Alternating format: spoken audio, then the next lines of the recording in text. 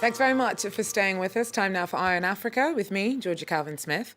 Tonight, Zambia's main opposition leader is charged with treason after his convoy doesn't get out of the way of the president's motorcade. Hakainde Hichilema's supporters say that his arrest is politically motivated.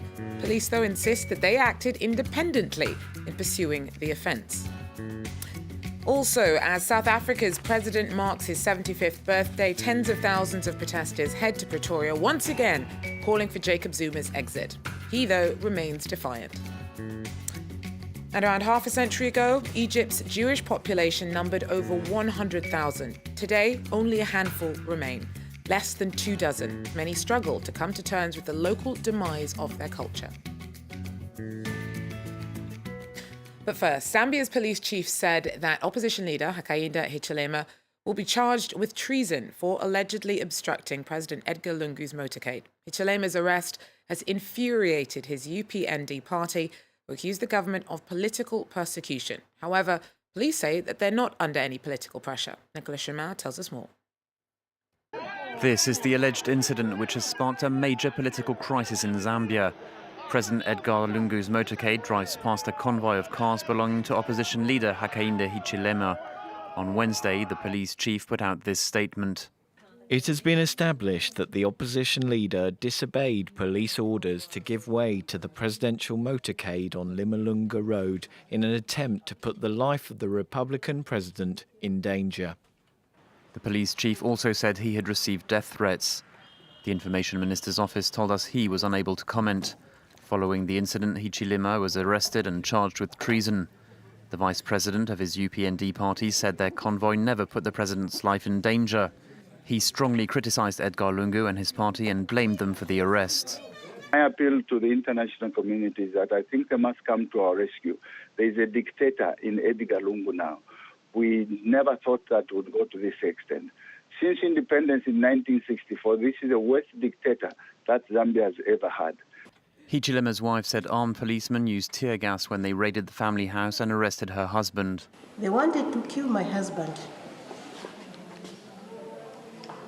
And this war which they've started, I think this is like they're sitting on a volcano which is going to erupt, and it will be so difficult for them to contain. Hichilema has never accepted the result of last year's presidential election. He says it was rigged.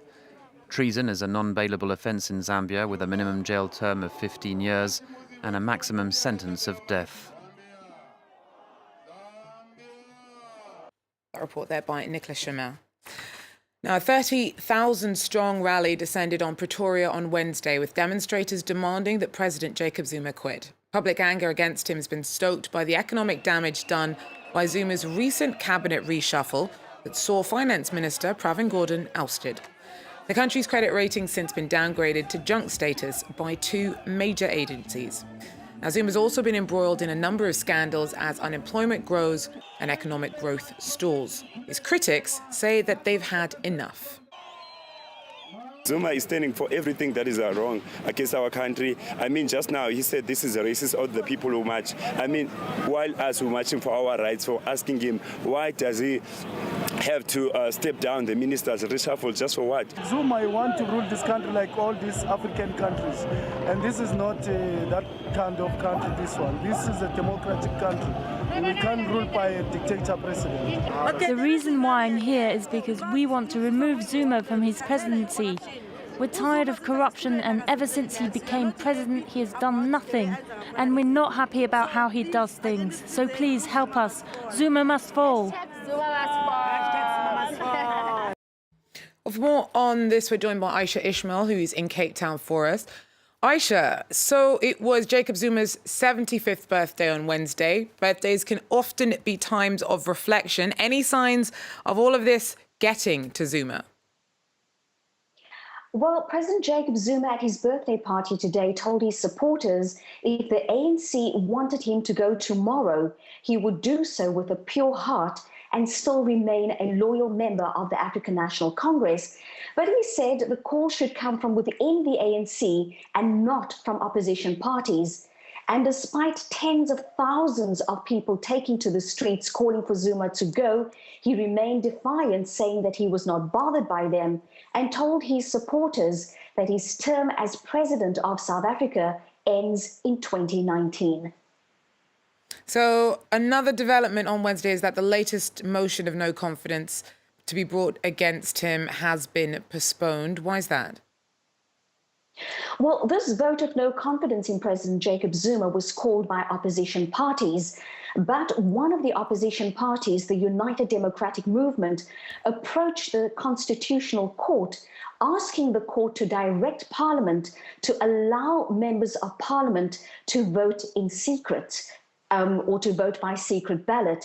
And this is, of course, to give ANC members who are unhappy with President Jacob Zuma an opportunity to vote against him. Of course, there's no guarantee that this will happen. The Constitutional Court has now come back saying that the court will hear the application by the UDM, and this is now led, but the Constitutional Court, although they said they will hear the application, the court has not set a date. And this has now led to opposition parties calling for a postponement of the motion of no confidence until the Constitutional Court has made a decision. Thanks very much. Aisha Ishmael there for us in Cape Town. In other news, a recent wave of fighting in and around the South Sudanese town of Wau forced an estimated 8,000 people from their home. Some fled to a camp run by the Catholic Church, whilst another 4,000 sought shelter at a local UN compound. The upsurge in violence began on April the 10th. The South Sudanese army claims that it was sparked by a mutiny amongst soldiers guarding Wau's prison. Things had calmed down by Wednesday, although there were reports of more gunfire to the south and west of the town during the morning. The country is currently in the midst of a devastating 3-year civil war. The UN Human Rights Office believes that around 80 people are still being held by Congolese police, of 132 who were rounded up and accused of violating a ban on demonstrations against President Joseph Kabila. Now, most of the arrests were made in Kinshasa after the opposition called for nationwide strikes on Monday, although most people stayed at home for fear of violence after the government's injunction. A look now at the handful of Jews that make up their community in Egypt. Population numbers plummeted in the mid-20th century, and now the few that remain struggle to preserve the remnants of their local heritage. In this Cairo synagogue, Magda Haroun shows centuries-old Torah scrolls kept inside the Ark, a small piece of Egypt's vanishing Jewish heritage. Between 80,000 and 120,000 Jews lived in the country until the mid-20th century. Today, only 18 remain. Our numbers used to be bigger. But because of the old age of our members, at least 2 or 3 of them die every year. Magda is president of Cairo's Jewish community, tasked with helping to preserve its heritage.